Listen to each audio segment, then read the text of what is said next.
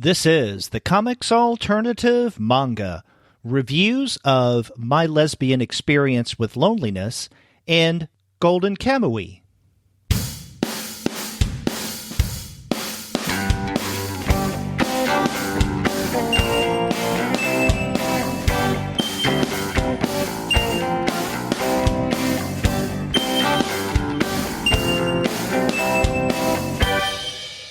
Hello and welcome to another episode of the Comics Alternative Manga. I'm Derek. And I'm Shea. And we're two guys who are very educated and love to talk about manga. Shea, you got to get that PhD so we can say two guys with PhDs talking about manga. Hey, my program starts in a month and a half, so I'm on my way. That's good. That's the first step. We'll adjust our intro accordingly. And on the June manga episode, Shea and I are going to be talking about two very recent publications. We're going to begin with Kabi Nagata's My Lesbian Experience with Loneliness. And then after that, we're going to look at the first volume of Golden Kamui by Satoru Noda. But before we get into that discussion, we want to let all of you know that this episode of the Comics Alternative Manga is brought to you by the wonderful folks at Discount Comic Book Service. Go to their website, dcbservice.com, for all of your comics and manga pre-ordering needs. There, you're going to find all DC, Marvel, Image, and Dark Horse titles at 40% off at the cover price if you pre-order. For all of the other publishers, you'll find that those discounts could be anywhere from 20 to 35% off at the cover price, and every single month you're going to find some unbelievable specials. Sometimes those specials could be as much as 45% off at the cover price, sometimes 50% off the cover price, but every now and again you can find discounts that are even more impressive than that. Like this month, you can get manga like the Rurouni Kenshin Viz Big Editions for 30% off, and you can get volumes of Bakuman by Tsugumi Oba and Takeshi Obata, authors we've talked about on the show before, and you can get volumes of that for 30% off as well. Yeah, you just can't beat the prices for manga at Discount Comic Book Service. Go to their website right now, dcbservice.com. They'll take care of all of your manga and comics in general pre-ordering needs. And after you do get your titles there, please do send them an email and tell them that Shea and Derek sent you. Well, Shea, we're here in summer now, and I know you're saying that you're gearing up to begin a graduate program. Anything else going on with your summer so far? No, it's I've been enjoying the third season of Twin Peaks, I'm sure, like a lot of people. But other than that, it's been a pretty ordinary summer. I've been trying to read, and just kind of enjoy the few days we get in Texas with good weather. Yeah. I don't know if today is one of those, by the way. No, I haven't been outside yet today, but I'm sure it's not. It's a little hot. But then again, it's June in Texas, and so what would one expect? Yeah, that's you never really get used to it, but you kind of just learn to accept it. Yeah. Well, I just recently got back from Charlotte, North Carolina. I had to take care of some family business there, but I also went for Heroes Con. And if our listeners check out the Comics Alternative on a regular basis, they will have heard some of my and Andy's adventures at Heroes Con this year. So we had a great time meeting a variety of creators, talking with them. I got several on mic and have put those episodes up. And, overall, it was just a really fun con, as it always is. Yeah, I've heard really good things about Heroes.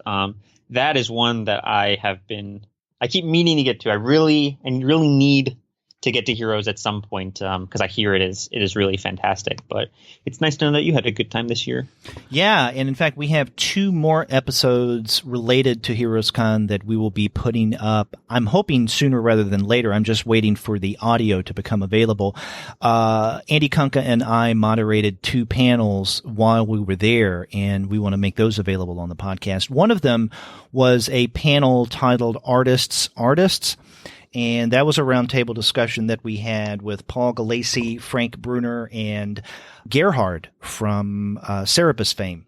And so that was a lot of fun. But we also did a panel with the two Hernandez brothers in attendance, Gilbert and Jaime. And for me, that was the highlight of Heroes Con this year, is that panel with the Hernandez brothers. But also Andy and I took Gilbert and his family out to dinner that Saturday evening. Yeah, I think you either posted or were tagged in a picture, I think, with them. So I got to see that. Mm-hmm. Yeah, we had a really good time. Now, there was no manga involved in my Heroes Con experience, but outside of that, it was a lot of fun.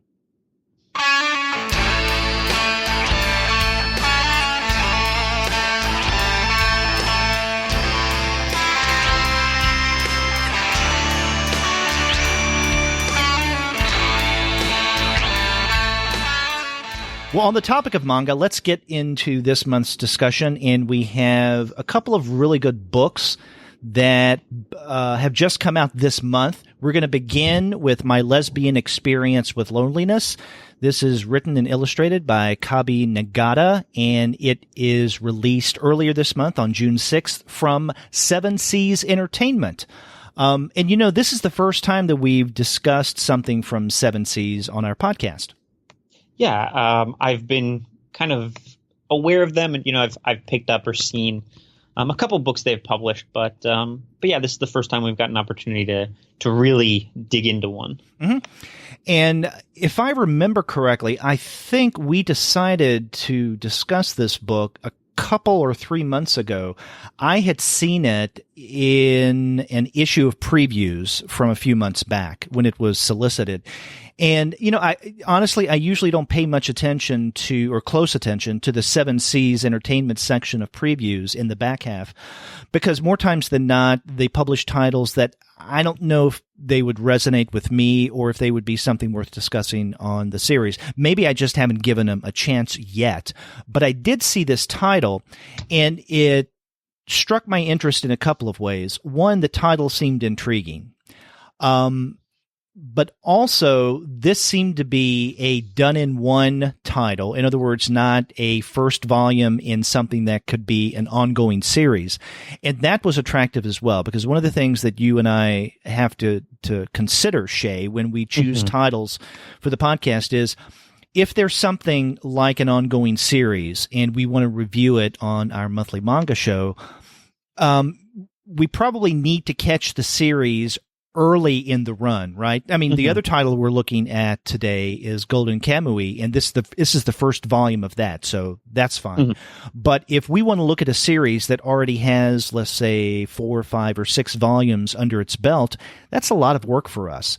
So when we come across a manga that is a done-in-one volume, that's an attractive option. Yeah. Although, maybe one day we'll get around to doing like a 70-volume series. Yeah, but, maybe we can devote an entire year to discussing One Piece. Yeah, well, I mean, that series gets longer. The longer we put it off, the more work it's going to be. Yeah, this is more manageable. Yes, it's much more manageable, and it is in many ways much more appealing to do one series, because you're right. It takes less time to prepare, and we've got lives to live. So it's difficult to work in 100 volumes of manga, and really devote the time to talking about it in a really significant way, because that's difficult as well to get into something that long in the short amount of time we have. So the shorter series or 1 volume manga are they just work better for the format that we have. Right. Now, in describing or setting up this book, My Lesbian Experience with Loneliness, I would basically say that the title says it all. Because that's what this book, in many ways, is about. I mean, there's more going on than just lesbian experience and its link to loneliness. But when it comes down to it, I mean, that's largely what is going on here in this text. And we should mention that this is also kind of a standout title for us on the manga series. in that it's a rarity for us. This is an autobiographical work of manga. And I can't remember if we've ever discussed an outright example of autobiography on the monthly manga series. Have we? Am I forgetting something? A few months ago we talked about, Ichi F, which that's a good example. Yeah, which is, it's memoir, it's autobio, but it's I'd say it's definitely within the genre of autobio, but there is something different about this. There's something much more kind of personal. That book, and I think one of the problems I had with that book was that it was a little too removed, and this is much closer to something like maybe like a diary. It's very it's very immediate and urgent in a way that book wasn't. So yeah, we've talked about autobio before, but still nothing quite like this. Yeah, you're right. Now Ichi F, although it was in many ways autobiographical, I looked at it as more as manga reportage, right? So yes, the creator was a character in his own narrative, but it was basically almost like newspaper reporting, manga reporting on what was going on at the Ichi-F facility. I think maybe the closest we've come to autobiography outside of that is What is Obscenity? But that was different as well. You're right. This is much, a good one. Yeah, this is much more of a diary-like comic, which when you think about it, we don't see, or maybe we're just not aware of as much when it comes to the world of manga. With Western comics, specifically those from the United States, or let's say just North America, autobiographical comics, both from, let's say, established creators who get whose books get put out by major publishing houses, as well as self-published creators, those are extremely common. I mean, common to the point of being expected. Right? It's almost sometimes I think kind of the same old when it comes to autobiographical comics when you're talking about North American creators, but when I think of manga, I definitely don't think about autobiographical comics. Yeah, my knowledge of manga, like you, is limited to kind of what gets released here, or maybe what Japanese titles people I know who read Japanese and who are more familiar with the Japanese comic scene talk to me about or mention to me. So I have no idea really how popular autobiographical manga is. I don't know if it's this major established genre, or if this is more of a kind of a rarity. But it's definitely not something we see translated very often in terms of the kinds of manga that get imported to the United States or to English speaking territories. A book like this is very uncommon. I don't think I've ever seen a manga like this in the United States before. Now, I may be overlooking something, but as far as my experience goes, this is a pretty uncommon genre to get translated. Right. Now, this comic originally appeared online as part of the art website Pixiv, and I guess that's how you pronounce it. It is Pixiv. But then it was published in Japanese in print in 2016. But right now, this month, we're getting the English translation from Seven Seas Entertainment. So I guess she established her initial audience through the online comic. And she even alludes to this later in the book, right, as part of her experience. So this is, I guess, a relatively fresh narrative in that, sometimes with manga, the date when it first comes out in Japan is years and years before the English translation. There doesn't seem to be that much of a time spread here between its original appearance online, then in print in Japan, and then now here in English.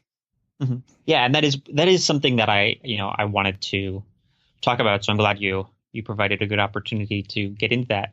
My understanding of the book when it was originally published in Japanese, and you can like you said, she kind of talks about this in the book itself, because it was being serialized, and she could kind of react to it in the the comic itself is it was kind of a phenomenon. It took off and it became very, very popular very quickly in a way that no one was really expecting. And you can see that in, like I said, in the book, but also, like you said, how quickly it moved from web to print and then to translation. And we're kind of sort of seeing that phenomena repeated here in the United States. You mentioned you were the one who suggested this for the podcast. I had not heard of this title. I wasn't familiar with it at all. And even you said you kind of just happened across it, and for various reasons it sort of seemed appealing, and so you thought it would be good to talk about on the podcast. But between now and when it was published, I think a week or two ago, it's really like the book of the year. It's I see tons of people who are really into the manga scene in the United States, people who are readers of Western comics primarily, but who don't really read that much manga, are discovering it, and they're really enjoying it, and they're recommending it really highly to people. And I don't think I ever got a chance to read the full article, but it might have been Comics Beat published, or maybe it was the Book Scan chart.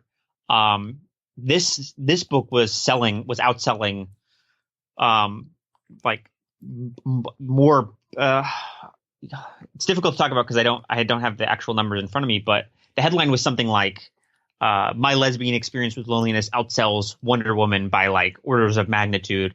And it was talking up really. It was talking up how successful this book was, how high its sales were.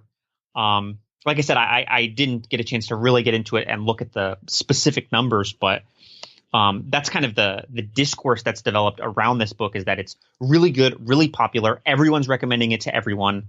It's selling like no one thought it would. So it's this kind of like weird phenomena. And within comics, this huge breakout success could be, 100,000 copies, but it's still a much greater success than I think people were expecting. So it's interesting to see how this kind of phenomenon developed it. And it's even more interesting, I think, to see that that phenomena seems to be kind of happening again with this translated edition. Wow. That's really interesting. And I think you were telling me before we started to record this that you did a review of this for the AV Club?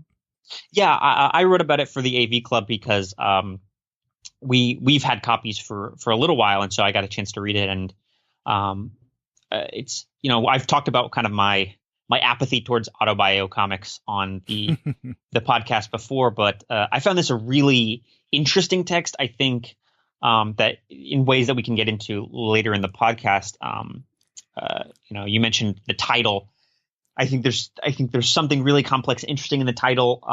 There are a couple of scenes where she interrogates lesbianism, homosexuality, sexuality, her gender identity. I just found it to be it's a really charmingly drawn comic. It's really, I think the use of pink is really striking. Mm-hmm. And it's a really, I thought, rich comic to talk about and interrogate. And so I ended up writing about it for the AV Club. And I really enjoy writing for the AV Club because my word count is like 500 words. So it forces me to get really succinct and direct and really hone in on one or two aspects of a comic. But for this, I was really glad I had the opportunity to talk about it with you, because I really didn't think that 500 words gave me enough space to really, really dig into this comic in the way that I wanted to. Right. Yeah, you're right in that, getting back to the title, that on the one hand, as I said at the opening, that the title is very descriptive of what goes on here. On the other hand, there's something a little clouded about that title. At least the way that I read this is that Nagata, writing about her own experiences discovering who she is, never really makes much out of the fact that she is a lesbian. And in fact, I can't really recall, maybe I'm forgetting, but I can't even recall the word lesbian appearing much, if any, in the text. It's not so much this story, her coming to accept the fact that she has feelings, sexual and otherwise, for other women, as much as she feels that for a variety of reasons, she's not fitting in, and not just fitting into society, but fitting into expectations of others. Her parents, that's a big part of this book. But it's also her friends, her potential employers. In other words, she just doesn't feel that things are coming together. She doesn't feel complete. And I'm trying not to sound, a little too agey or frou-frou here. But she's trying to find herself. And so to me, this book is not so much about her growing awareness of her lesbianism as it is her coming to terms and trying to understand why she doesn't feel complete. Mm-hmm. No, I agree. And I think that's why I find the text so interesting, because this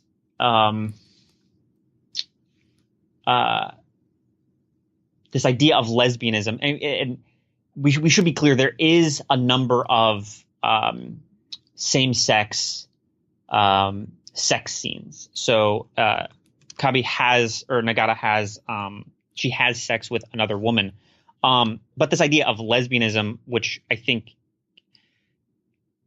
connotes certain things in the West, it raises questions of translation. Like, are we projecting something onto this character, onto this person, onto this relationship, because this is the closest English word we have to this Japanese word, but it doesn't really get at it, and it, in fact, obscures some qualities of the relationship.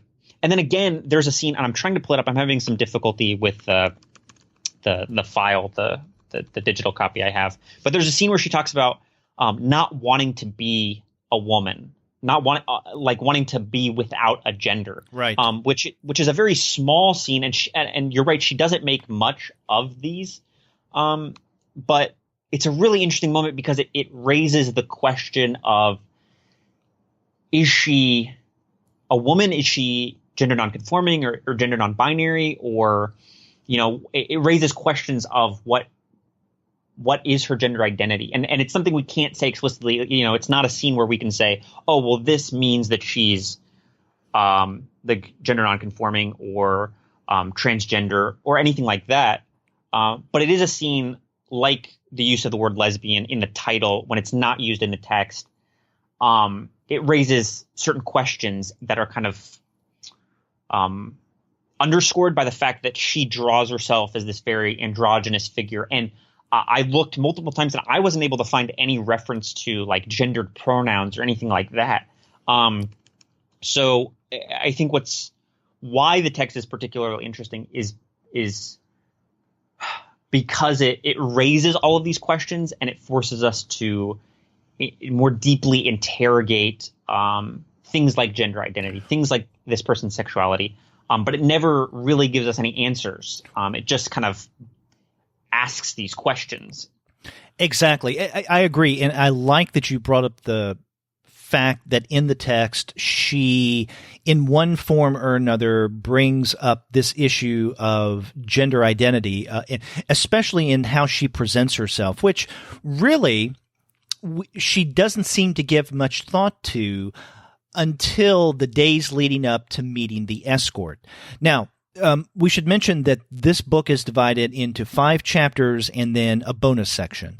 And the 5 chapters are titled The Beginning, Prequel, Before the Appointment, The Big Day, and Sequel.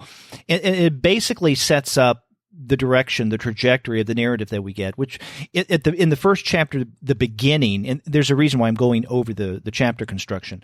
In the beginning, basically, we're introduced to who Nagata is and some of the issues she has with herself, her self-esteem, her problems in keeping a job, and also her body image issues that I don't even know if I call them body image issues because she doesn't frame them in that way, but her problems with binge eating. And then the second chapter, prequel, we get a little more information about her relationship with her parents, how that feeds into her attempts to fit into quote unquote normal Japanese society by getting a regular job, her growing love for manga as a creator, wanting to create that. We're also introduced in this second chapter to her love of her mother and hugging in general, the need to just hold a kind of a fleshy female preferable form against her and what kind of pleasure that brings to her. That third chapter before the appointment is basically where she first starts entertaining this idea of hiring a female escort to come over and, quote unquote, introduce her to this kind of sensuality. And it's everything that she's thinking of leading up to the meeting.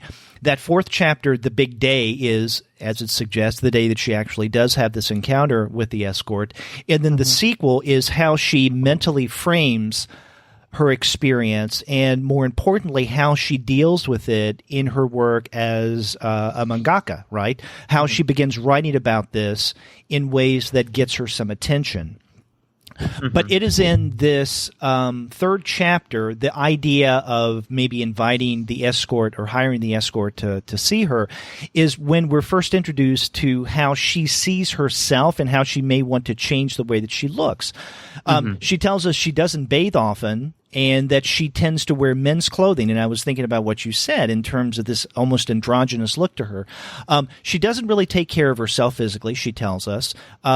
She doesn't bathe. She doesn't really pay much attention to the kind of clothes she wears. It's all a matter of comfort and just wearing whatever. In other words, she doesn't think of how she may look for other people that she may be attracted to. And so she starts to change this a little bit in the days leading up to meeting the escort.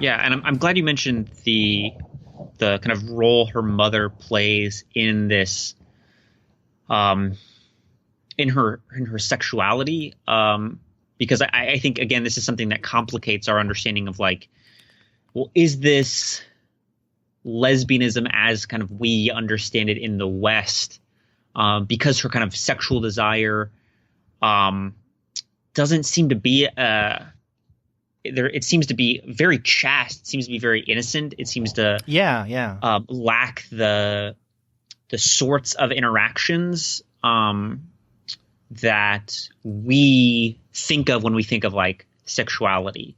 And her sexuality and her sexual desire is very much driven by this desire to be comforted by some paternal figure, a paternal or a maternal figure. This desire to be comforted by an older woman. It's very related to her relationship with her mother, and not a sexual relationship with her mother, but a kind of just a psychological relationship with her mother. The psychological needs that her mother's presence and physicality kind of satisfies is something she's looking to reproduce in this sexual encounter. And so it's just one more thing that, again, it's not something we can really point to and say, well, this answers a question. Like, this means that it's lesbianism is an inadequate word to describe her sexual identity, but it is enough to raise questions and force us to rethink. Are we talking about it in the right way? Is there something particular to Japanese conceptions or contemporary Japanese conceptions of same-sex relationships or parental relationships or gender identity and sexual identity that we just don't have the knowledge to really understand, and we're kind of obscuring those things by talking about them in these ways that carry a lot of misleading baggage. Which is something that, I'm not in a position to really answer these questions, right? Like, I don't know Japanese. I can't look at the Japanese copy and say, well, this word shouldn't be translated as lesbianism because it's very problematic because of all these things. But there are enough things in the text texts that really force me to think more deeply about these things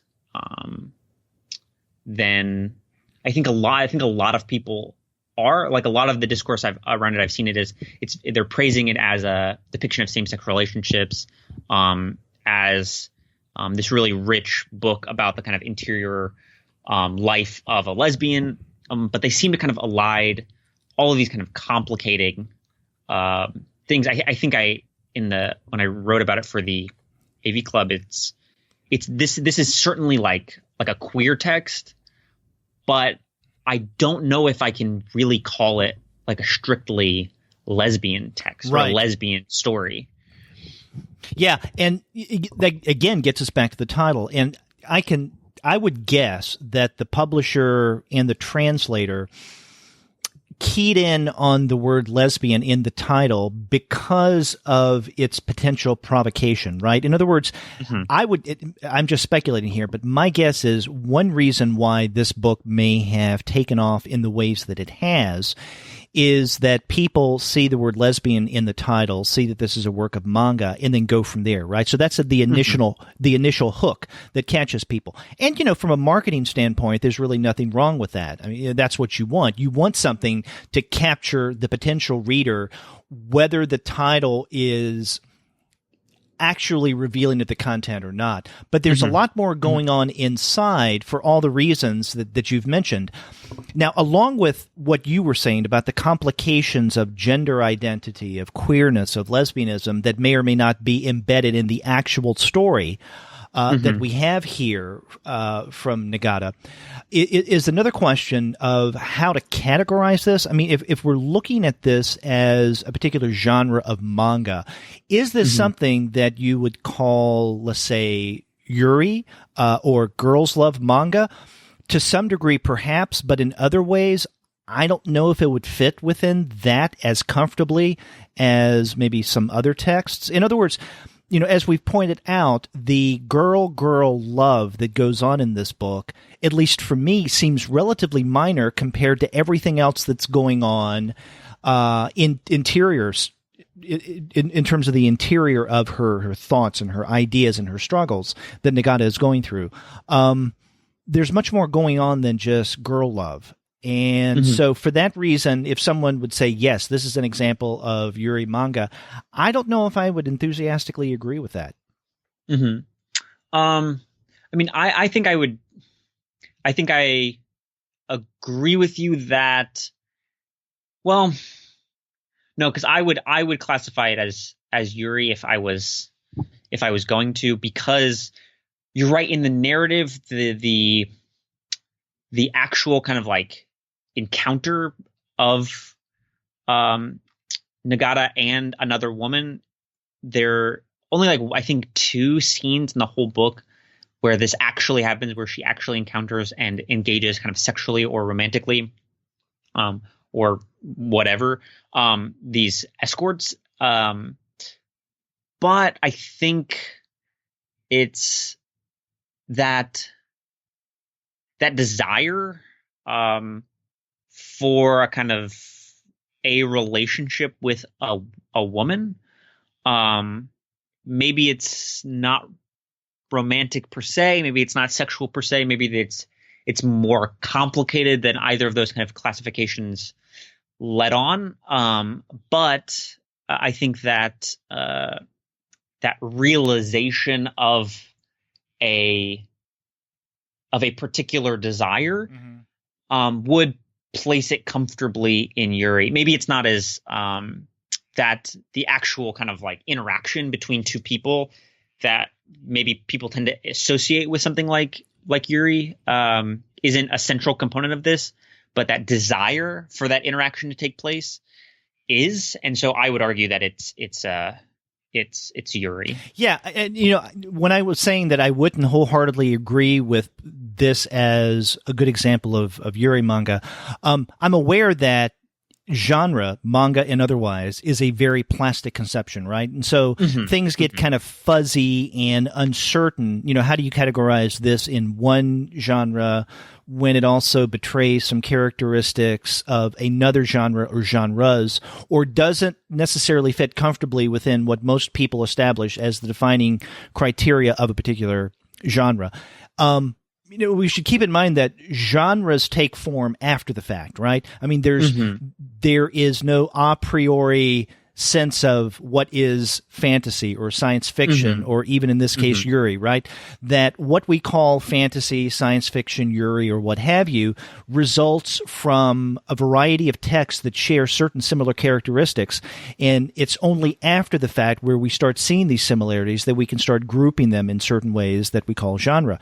So again, I mean, it's a very plastic and pliable way of trying to make sense of literary texts.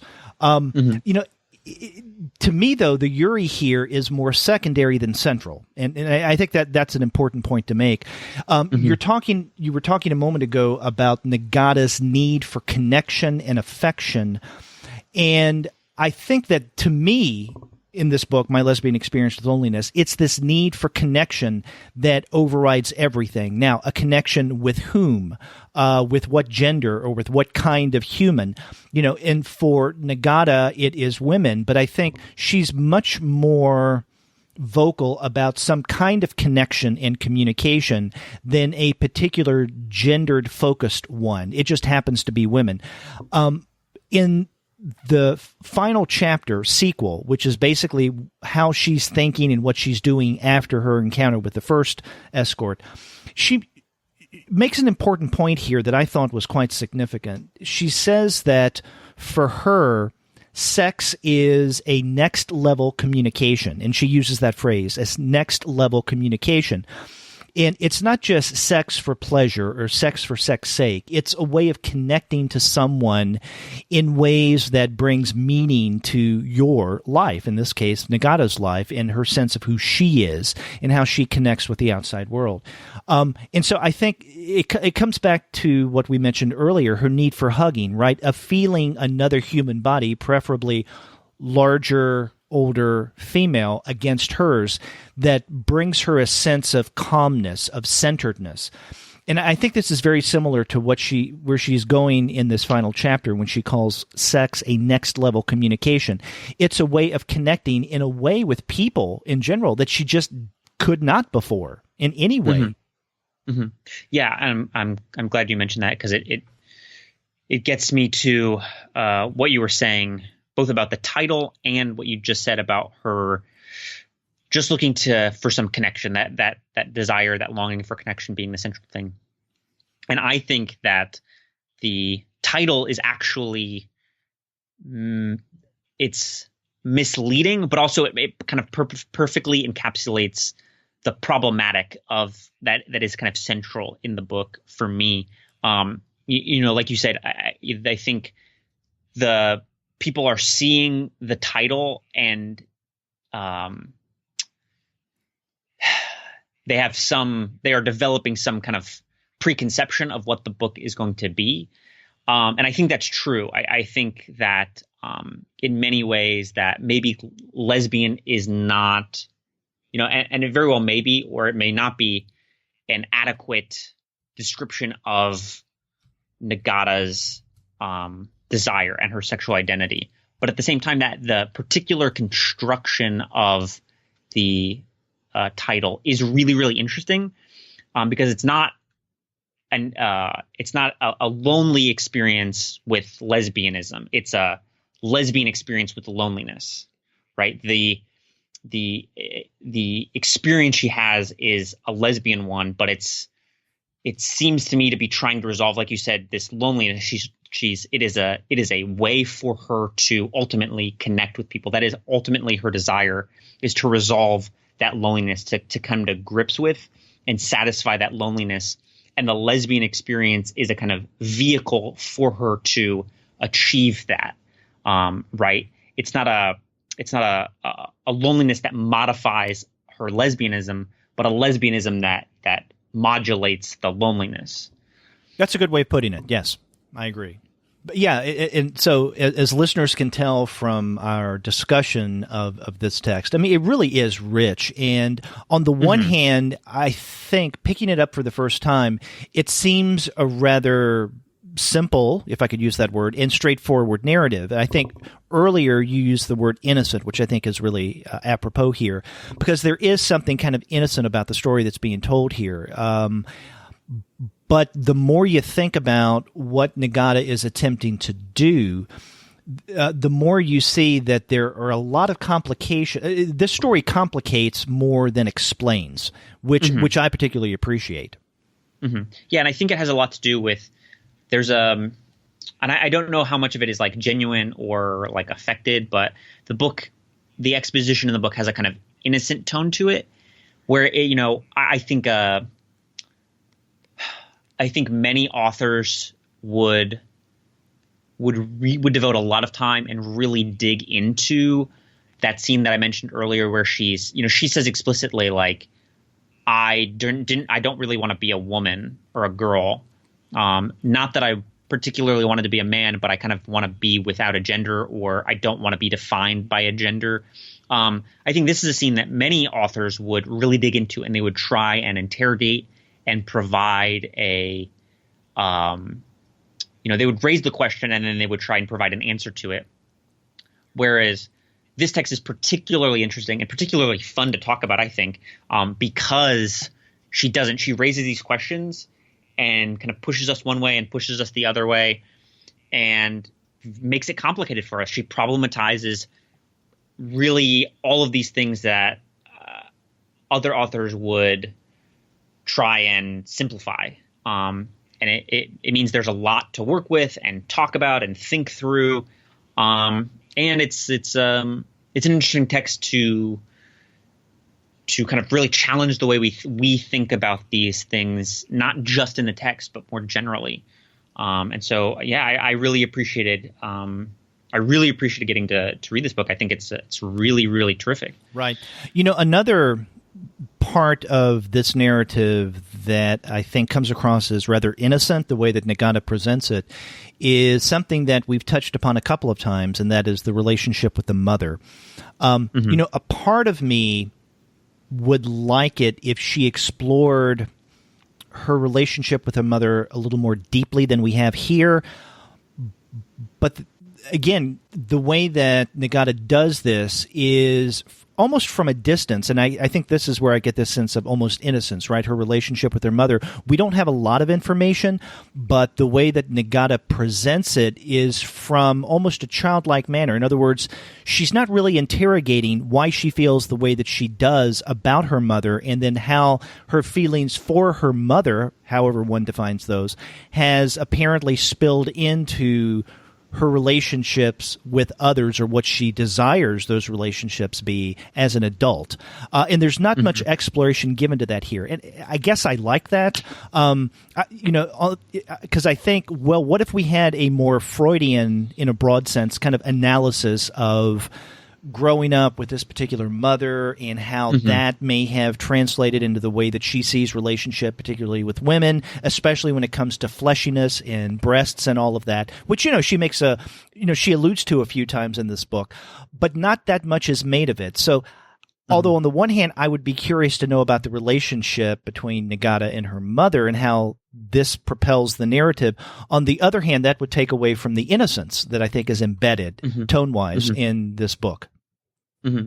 Yeah, and I guess that's something that I would like to see her kind of expand more on. I think maybe she had more space or more interest. I think there are certainly ways to do that while retaining that innocence, just kind of explicating or rendering more scenes, more interactions with them. But I think that the relationship with her mother is particularly interesting in light of the innocence, because there's a kind of like auto infantilization going on in the text that kind of codes everything, the way she kind of like navigates the world and understands the world and relates to the world, and also the way she kind of like relays it to us.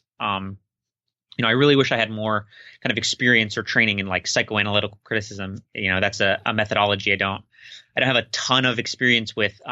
But this seems like a text that is like ripe for something like that. So I'm really remiss that I don't have more of the tools to really get into that component of the work. Yeah. And in fact, I just saw it's around pages 44, 45, and 46 of the book that she begins to tell us a little bit about her experience with her mother's breasts, and also how that may psychologically mean something to her, but she doesn't really delve into this thoroughly. So she kind of touches upon it and then leaves it. So for instance, on page 44, she begins talking about doing some research into her clinginess, right, to her mother, and doing some reading in psychological texts, and learns that some of the ways that she acts and her attitudes also bear a similarity to many children who experience domestic violence, this kind of clinginess. And then she thinks about the way that she's clingy toward her mother, and how not only is she attracted to her mother's breasts, but also she has this desire to touch them, and what that might mean. And then she kind of lets it go. And doesn't really delve into that very much at all. So, I mean, if perhaps there is a follow-up to my lesbian experience with loneliness, it would be interesting to see if Nagata sticks with autobiography, if she maybe interrogates her relationship and her feelings about her mother more deeply. Yeah, I agree. I don't really have too much to add on that subject, because I think you're pretty spot on your kind of both praise and criticism of how she kind of depicts that relationship. But one thing I did want to make sure that we talked about before moving on to our second book is the art. I mentioned that it's a two-tone book, and the color pink is particularly predominant, and I found that really striking. But talking about this kind of innocent tone, I almost use the word naive, but I don't think that's an accurate way to describe the kind of tone and style of this book. But innocent, I think, gets at her kind of depiction of herself and her world. And I found the artwork, which is really rounded. Like I said, the color pink is particularly predominant. It's very light. It's very clear. It's very direct. It's very simple. And it moves with this really nice sort of pace that has we mentioned earlier that there's an urgency and an immediacy to this that's very much like a diary. And I thought there was that energy was communicated well in the art as well. And I wanted to get your take on how you felt about the art, and how you felt it kind of complemented or took away from the thematics or the narrative or the tone or what have you. That's a great question. And the art is it's a different kind of manga that I think you and I are used to discussing on the monthly manga series. It is very minimal, I think. You rounded, you pointed out. I find it much more simple, and not in a pejorative sense, simple, much more iconic as opposed to more detailed and realistic. And what I took away from that is a couple of things. One, the kind of straightforward, iconic, more rounded sense of the art strikes me as very diary-esque. On our regular review show, The Comics Alternative, we tend to talk quite a bit about autobiographical comics. Now, on the most recent episode, Andy and I actually looked at 3 autobiographically based titles that are from self-published female creators. And in 2 examples, Glynis Fox and Summer Pierre, who definitely do write in a diary comics kind of style, their art is very much like this, right? More iconic than detailed, more rounded than shaded, all of that. And so I think that the style here that Nagata betrays is very much in line with the kind of diary comics that I'm used to. So it does deal with that autobiographical tone. Another thing that I take away from the art style, again, the simplicity, the minimalism, the iconic feel of this, as opposed to it being more detailed, is the innocence. And again, coming back to that word, the innocence, there's something about the art that really feeds into the tone of my lesbian experience with loneliness, right? And I think I hadn't thought of the pink in terms of the innocence, like you pointed out, but that definitely does make sense to me.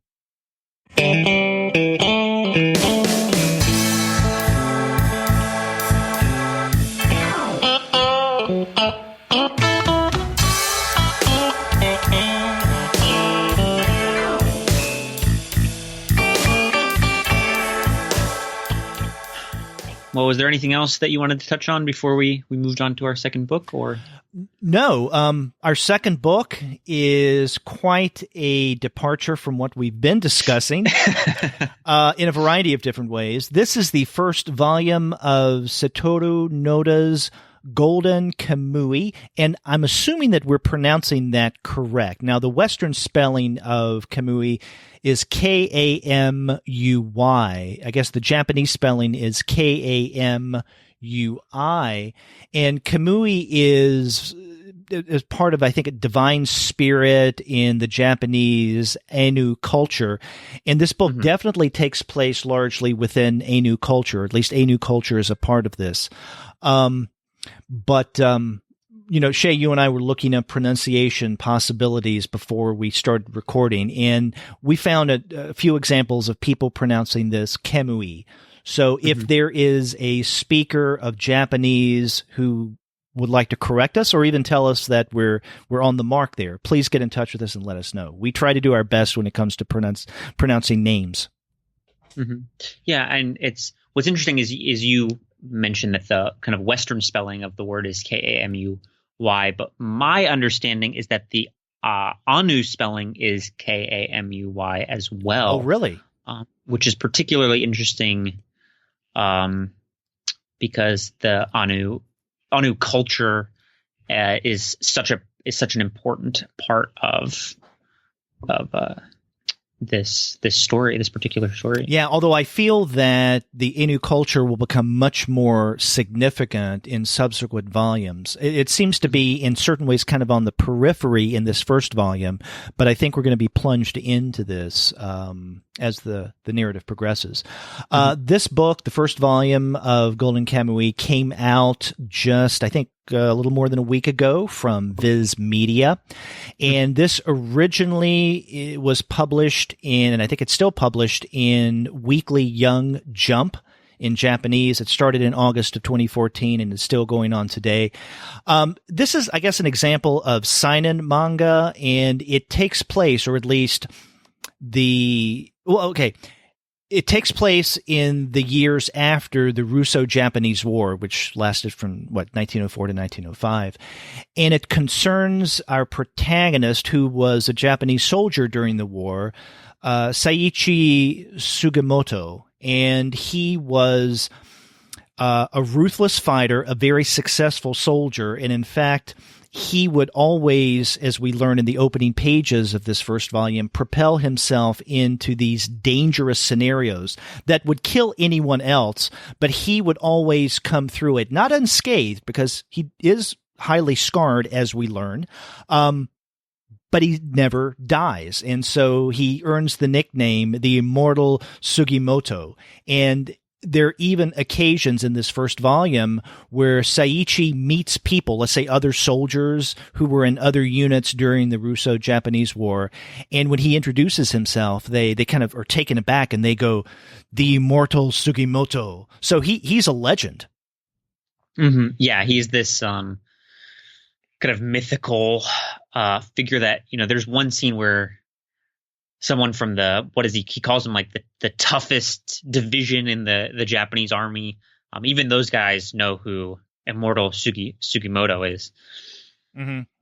But this doesn't take place during the Russo-Japanese War, although in the opening pages we do get a little exposition that Saiichi is someone who was a soldier in the Russo-Japanese War, but it's in the years that follow that. And he doesn't live a life as this heroic soldier figure for different reasons. We're starting to learn in this first volume.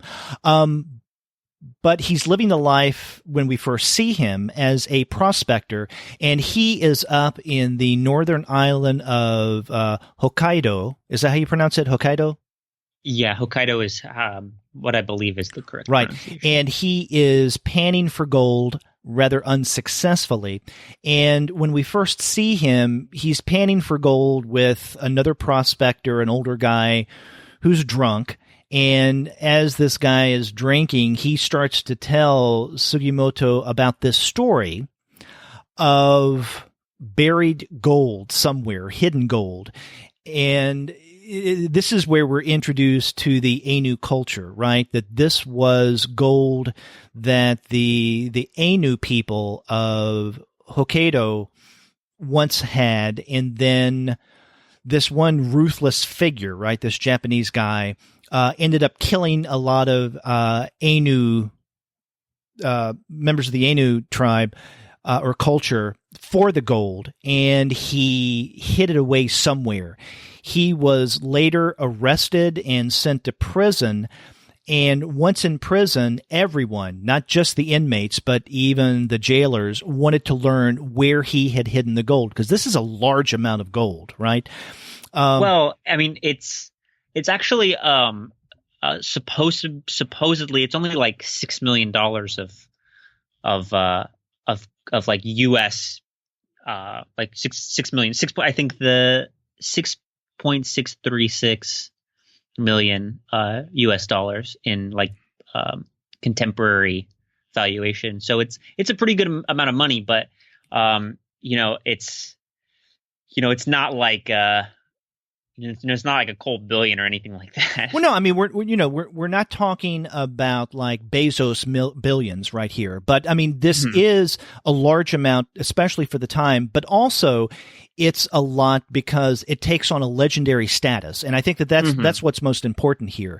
Is not so much the amount, but what it seems to represent. And so everyone wants to discover where this hidden gold is.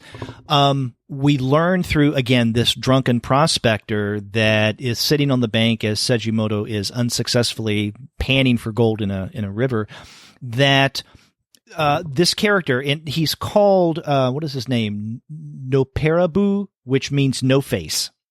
And we haven't seen him yet. We've just seen references to him so far in this first volume.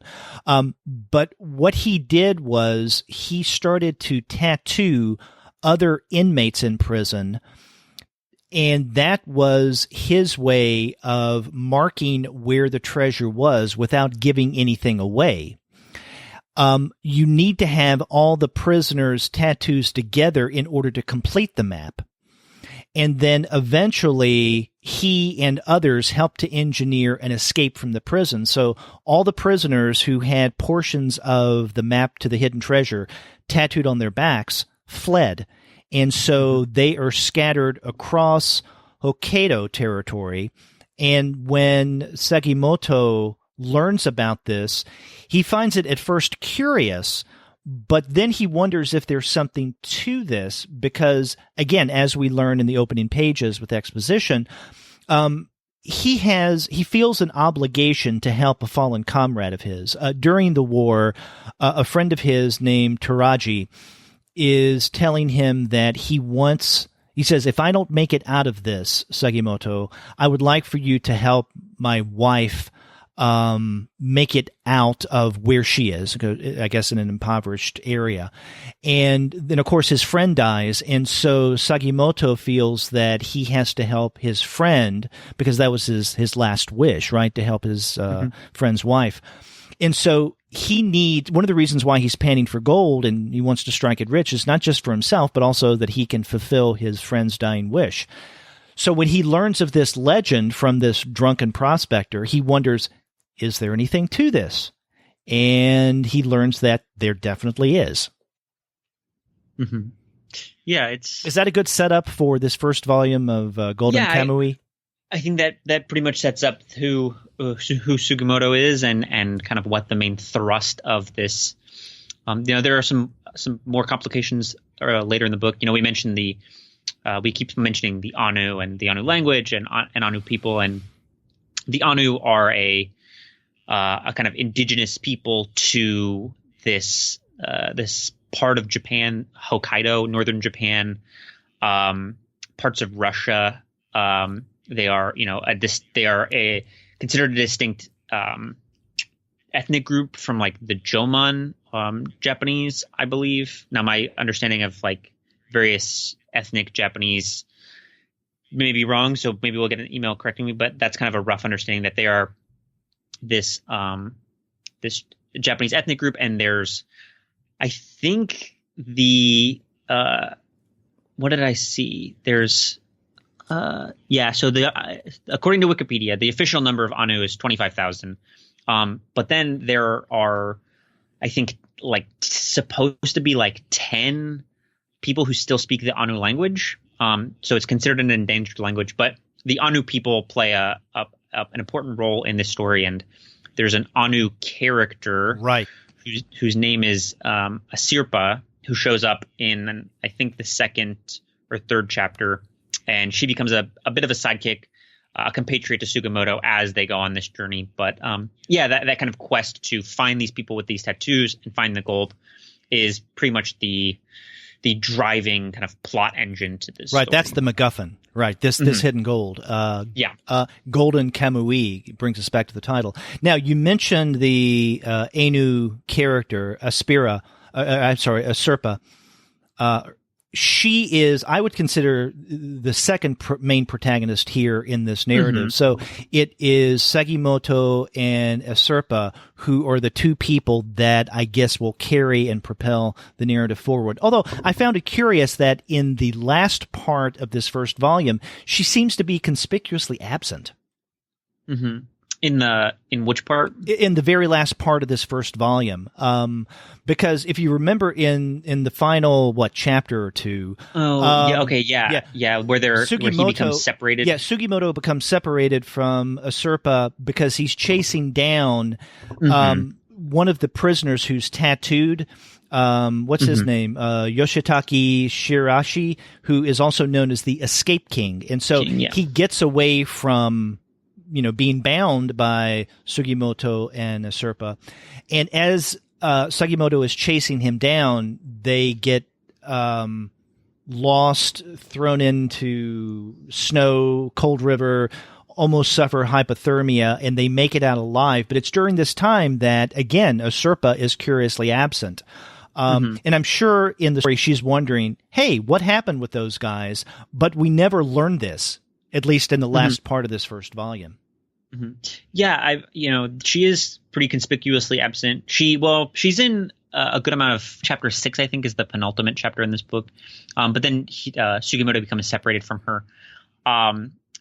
There's a little moment where she catches a rabbit and she's like waiting for him and she's waiting to eat.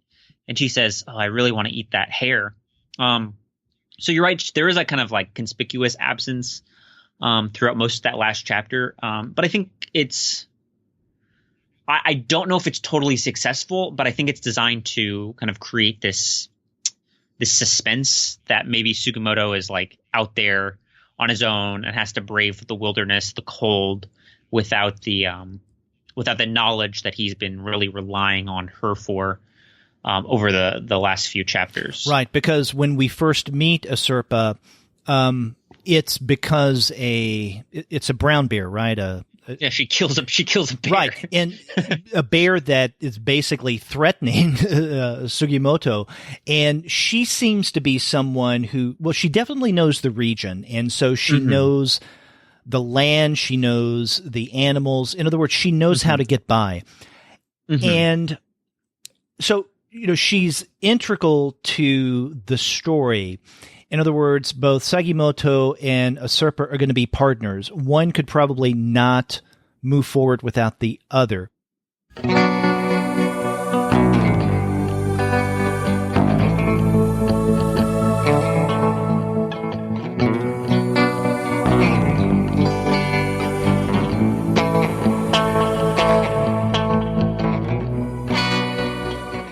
I have to say, I really do like this first volume of Golden Kamui for a variety of reasons.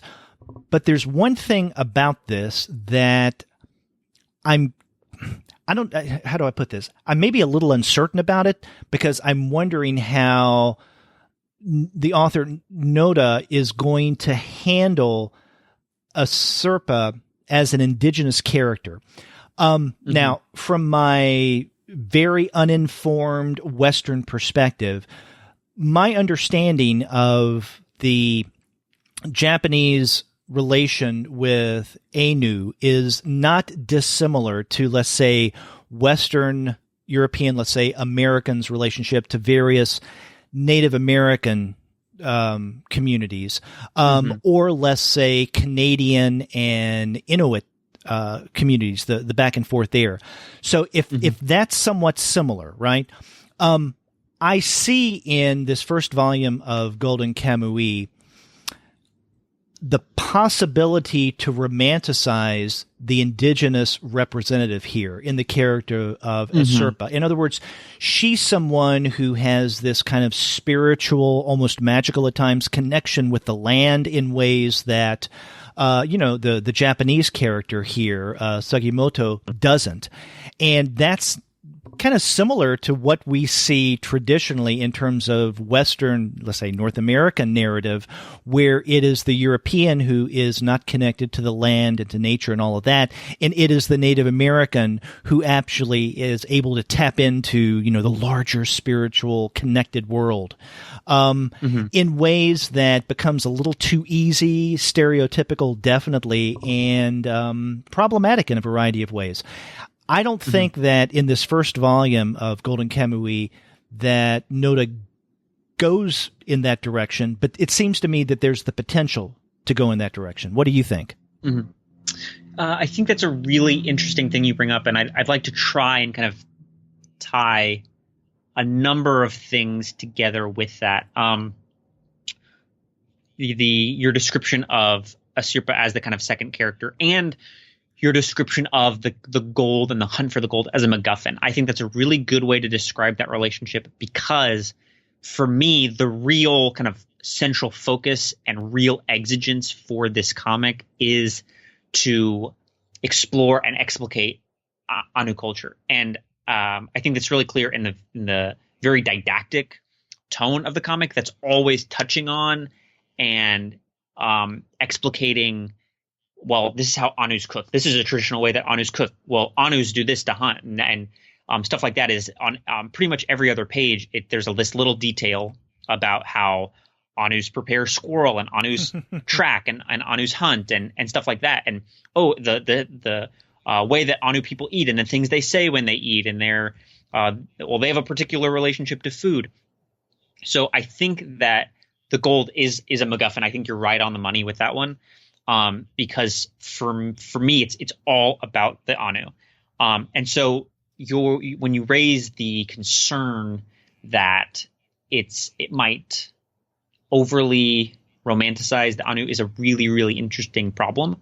I'm actually in the middle of rereading Edward Said's Orientalism at the moment, and people who have read this book know that kind of the problematic at the heart of that book is the ways in which the quote-unquote Oriental is represented in Western literature as this is either this kind of like barbarian or as this kind of like overly romanticized mystic who's able to like tap into this cultural force or this metaphysical force that Westerners have lost.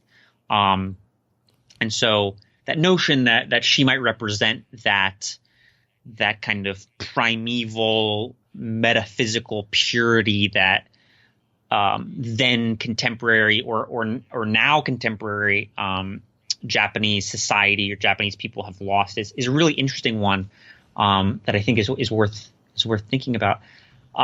That's something that didn't occur to me, though I can really, really see where you're coming from, and I'd really like to think about that some more.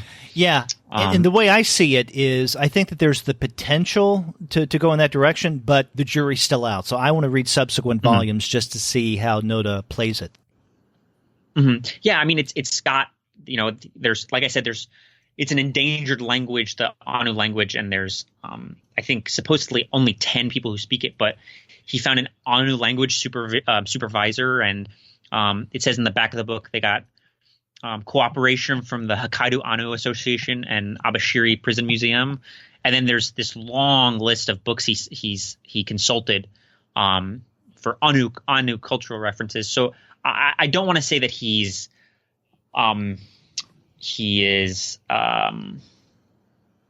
not doing his work in trying to accurately represent the Anu way of life.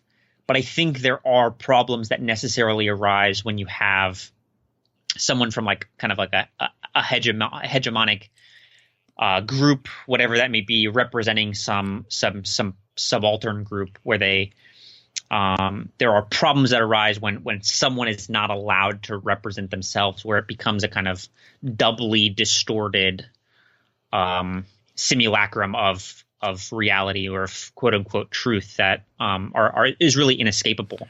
But it's something that the Anu's particular relationship to Japan is something that I know so little about, right, that it's difficult for I think either one of us to really get into the specifics of ways in which it is problematic. But I do think raising the question and trying to keep an eye out on that and being critical of that aspect of the book is really important, and I'm really glad that you brought it up. Yeah, well, and we should point out that Satoru Noda was born in the Hokkaido region. So, I mean, this is something that I don't know. I mean, I learned that by doing a little digging around online, but I know no other aspect of his life. So, I mean, maybe there is a very genuine concern and connection to Ainu culture that he's trying to explore and then express through this title. I mean, I don't know. Like I said, I'm really curious how this is going to play out. Yeah, I like I said, I think I mentioned there was a kind of didactic tone to a lot of the explications of Ainu culture that I didn't really love. I mean, on the one hand, it was really interesting because like I said, I know really nothing about Anu or Anu people or Anu language or Anu culture. And so getting to learn about it was really interesting in the same way that, I think maybe a year ago at this point, we talked about Wandering Island on the podcast. Yeah. And that book was really interesting because it really exposed me to an aspect of Japanese politics and geography and kind of a regional difference that I really wasn't aware of.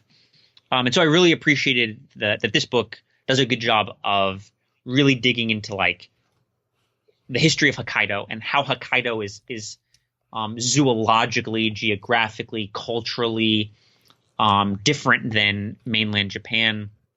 And then, the Anu culture stuff. So I really appreciated that on one level, but I think it does the story as a result kind of moves in these like fits and starts where it's moving at this really rapid, energetic, dynamic pace, and then it really stops and sidetracks, and and so I don't know if I totally loved that particular pace and the effect that those kind of digressions have on the story and the storytelling. But I think I was really blown away by Noda's art in this, and the way he draws violence and gore and fights was really, really interesting. And so I had a really great time reading it. And so, yeah, I'm totally going to keep it. This is a series that I'm definitely going to keep an eye on for a number of reasons. Right. Now, I want to say a few words about what you've brought up, and that is the didacticism that's embedded in this narrative. But I want to go in a different direction from where apparently you're going. You were, if not turned off, then a little maybe at times put off by some of the didacticism, especially as it related to the Ainu culture, right? Or suspicious of it. The didacticism in this book wasn't my favorite element, although it is, I think, in some ways linked to one of the things I really liked about Golden Kamui. if the didactic elements were limited to just the Ainu culture, then I would be tempted to say that perhaps Noda is going to be romanticizing this indigenous culture in ways that I might not necessarily appreciate in the volumes to come. But the thing is, I think that he is didactic in a variety of different ways, and not just in terms of the indigenous culture. So, for instance, there is a lot that he, quote unquote, teaches us or educates us about in terms of the Hokkaido region. You mentioned the zoology. I mean, there are sections that tell us a little bit about how animals from that part are a little larger than where you can find other animals, their counterparts in other parts of Japan. Or even when it comes to things like history, right? We learn in the opening pages quite a bit about the Russo-Japanese War, what soldiers had with them, the kind of weapons that they carried, the ammunition. So this kind of minutia when it comes to, what Anui eat or how they prepare squirrels, or the kind of ammunition that soldiers during this particular war carried, or what this region is like, or what its topography is all about. I think that didacticism embeds this narrative beyond just the Ainu culture. So that's the kind of book this is. I normally don't like that kind of approach to storytelling, the didactic approach, especially when it comes to lessons being taught, right? Which you find in quite a number of sentimental narratives of the 18th and 19th century. But it's not that kind of didacticism. But this is linked to something that I really appreciate about Golden Kamui, and that is it is a realistic narrative. Listeners of the Comics Alternative, our regular shows, should remember that I keep saying time and again that one of my favorite kind of stories in comics is those that are more realistically based. And I'm not talking about real life or life story or autobiographical type comics. I'm talking about maybe works of fiction that are based in reality and that are not necessarily anchored, at least strongly or overtly, in a particular genre like sci-fi or crime or fantasy. I love crime comics. Don't get me wrong. I love crime narrative as a whole, and science fiction and fantasy. But I really do appreciate more realistic narrative. This first volume of Golden Kamui stands out to me because it really doesn't adhere to a particular genre, which is unusual for us on the manga series. More times than not, you and I are looking at an example of could be science fiction or something that's crime-based or fantasy or an amalgamation of, two or more genres. This is very different in that it doesn't adhere to a particular genre.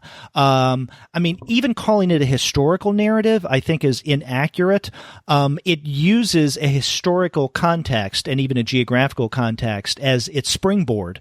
But other than that, what has unfolded in this first volume, at least, is non-fantastic, non-sci-fi or anything like that. And I like that. Yeah, I would argue that it's definitely comfortably within like the adventure genre. But that's definitely, a genre that's not as kind of rigidly codified or has kind of more ambiguous expectations than the other genres you were mentioning, where people have certain ideas of what it should be and what it kind of necessitates and stuff like that. It's a much more looser sort of genre. The reality of its story world is our reality.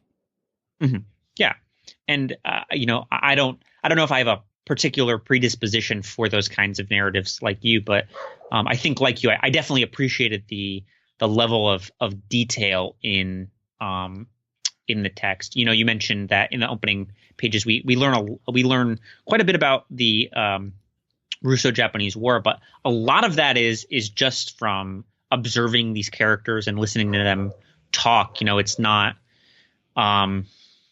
it's just there are things we observe about the details that Noda includes in their uniform, in the kind of composition, in the way these bodies are kind of formed as a group of soldiers. Kind of teaches us a lot about this character and about his world and the texture of it. So that was an aspect that I really appreciated, that just like I think you mentioned the minutia of it is I think a good descriptor of it's those very granular details of the drawings. Mm-hmm. Another thing I appreciated about this first volume is I think it ended on an intriguing point of suspense in that we're introduced to two characters who, from what I've gathered, will be integral to the series as it unfolds. One is the prisoner who helped to orchestrate the escape, right, of all of those tattooed inmates, and that is Toshizo Hizakata, and he was a samurai, and the way that this character, Escape King, describes him, he's someone who is ruthless. He's the one who orchestrated the escape, and so he's an important character that I'm sure we'll get to in subsequent volumes. But we were also, on that very last page, introduced to someone called Lieutenant Tsurumi. And he becomes a very important figure in subsequent volumes, from what I can gather. And his reasons for seeking out this hidden gold are vastly different than those from Sujimoto and Asurpa. They have different reasons for why they're doing this. And I think that Lieutenant Tsurumi is in the game for, vastly different reasons. So I look forward to this is definitely, like you said, a series that I will continue reading in the months to come. Yeah, it's definitely in the same category that I would put a number of other books we've talked about on the show that are just they're just kind of enjoyable to read. They're fun to read. They move at a kind of a really good pace. They are they're the kinds of series that I think make really good use of the manga format, which is like, I can go and I can spend, $30 and get 3 books, and I can get like 500 pages of comics, and I can just tear through them. I can just rip through them, and they just have that narrative and that energy that lends itself to I can just read them quickly, and they're fun, they're enjoyable. This is definitely one of those series that, you kind of just breeze through a couple hundred pages of comics without really realizing it, because of its energy and how well it's drawn and how well it kind of paces those adventure narrative threads. But yeah, I mean, the ending, like you said, is really intriguing. But I think it's really intriguing principally because of Noda's character design of this character the last Tsurumi, pages, you mean, with the plate on his head? I was going to describe him. He has got these, like, it looks like burns under his eyes, and he's got like a metal plate that's strapped to his head that creates this weird shadow that kind of casts itself over his eyes. And then he's got this like really striking beard. It's just just the way that character is designed, you have so many questions, and you're like, who is that? I need to know more about that guy. And the book was really just full of those moments that are just like, well, that's interesting. Well, okay, well, I'd like to see more of that. And so it's just a book you kind of want to keep reading. Mm-hmm. And we will.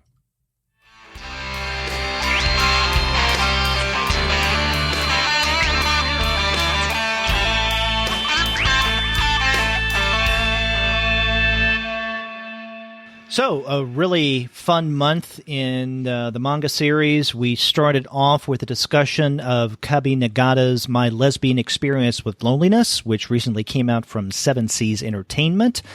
And then after that, we looked at Golden Kamui, Volume 1 from Satoru Noda, and that was just released from Viz Media. 2 great books. We highly recommend. Yeah, sometimes we get some great and some not so great books to talk about on the show, but I think both these books were really fun to read and really interesting to talk about. That's right. And if you want to find great books like this, then you would do well to head over to the website of our sponsor, Discount Comic Book Service. As we pointed out at the top of the show, you can find a lot of manga at deep discounts by going to dcbservice.com. And after you do get your manga there, get in touch with us and let us know what you thought about this month's discussion. If you go to our website, comicsalternative.com, you'll find that you can leave us a voice message online via SpeakPipe. Or you can call us the old-fashioned way by picking up the phone and dialing 4153-COMICS. That's 415-326-6427. And you can always email us if you want to get a hold of both of us. You can email us at two guys at comicsalternative.com. If you want to email me, you can email me at Shea at comicsalternative.com. And Derek, where can they go if they want to email you? At Derek at comicsalternative.com. And you can find us all over social media, such as on Twitter, Facebook, Tumblr, Instagram, Google+, Goodreads, Pinterest, and YouTube. You can subscribe to the podcast through iTunes. You can stream us on Stitcher. You can also find us on TuneIn, on Spotify, on iHeartRadio, and on Google Play Music. But you can find every single one of our podcast episodes, as well as the reviews and comics-related commentary that we post on our blog, simply by going to our website, comicsalternative.com. And we do like to hear from you, so please use one of those means to contact me and Shea and say, hey, I like what you guys had to say about the first volume of Golden Kamui, or I disagree with your take on Yuri and my lesbian experience with loneliness, or introduce us to other manga titles we may not be aware of. Yeah, we've had people contact us before and hip us to titles we weren't aware of, or let us know that certain titles were coming out soon so we can keep an eye on them, and we really appreciate that. Yeah, we like to be hip. Yeah. Oh, and we will be back next month for more manga goodness. Until then, I'm Derek. And I'm Shea. See you later.